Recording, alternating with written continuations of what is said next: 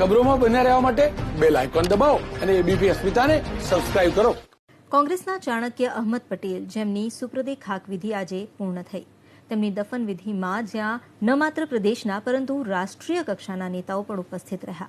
દિગ્ગજ નેતા અહમદ પટેલની તેમના વતન પિરામણમાં જ આવેલા કબ્રસ્તાનમાં તેમની માતાની કબ્રની બાજુમાં જ કરવામાં આવી દફનવિધિ અંતર્ગત રાહુલ ગાંધી, રાજીવ સાતવ સહિત એઆઈસીસીના દિગ્ગજ નેતાઓએ પણ હાજરી આપી અને અહમદ પટેલને શ્રદ્ધાંજલિ પાઠવી.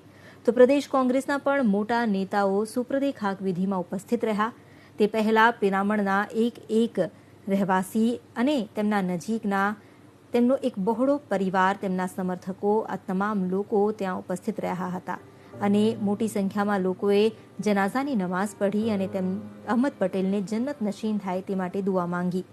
અમદાવાદ કોંગ્રેસ ભવન પર પણ પ્રાર્થના સભાનું આયોજન કરવામાં આવ્યું અને કાર્યકર્તાઓએ અહમદ પટેલને શ્રદ્ધાંજલિ આપી. સવારે 10:30 વાગ્યાની આસપાસ જ્યારે તેમને હોસ્પિટલમાંથી તેમના પાર્થિવ દેહને તેમના નિવાસસ્થાન ખાતે લઈ જવાયો, જ્યાં રાહુલ ગાંધી સહિતના કોંગ્રેસના શીર્ષસ્થ નેતાઓએ તેમને અંતિમ દર્શન કરીને આખરી વિદાય આપી. નીતિનું એક એવું નામ અહેમદ પટેલ કે જેને કોઈ પરિચયની જરૂર નથી, આમ છતાં અનેક નામોથી ઓળખાયા. વતનમાં બાબુભાઈ તરીકે ઓળખાયા, સદભાવનાના સિપાહી તરીકે ઓળખાયા, કોંગ્રેસ માટે સંકર સમયની સાંકળ તરીકે ઓળખાયા. સોનિયા ગાંધી હોય કે રાજીવ ગાંધી હોય, 100% વિશ્વાસ એક જ વ્યક્તિ ઉપર જો સમગ્ર દેશમાં મૂકતા હોય તો એ હતા અહેમદ પટેલ. અનેક લોકોને સત્તા ઉપર બેસાડ્યા, છતાં પોતે ક્યારેય સત્તાનો ભાગ ન બન્યા. અનેક રાજ્યના મુખ્યમંત્રી કોણ બનશે તે નિર્ણય તેમણે કર્યો, પરંતુ ક્યારેય પોતે મુખ્યમંત્રી ના બન્યા.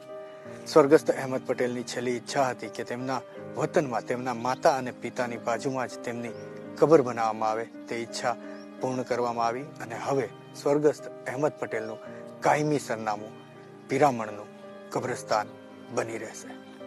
કેમેરામેન શ્રેણિક મહેતા સાથે હિરેન રાજગુરુ, એબીપી અસ્મિતા, પિરામણ, અંકલેશ્વર.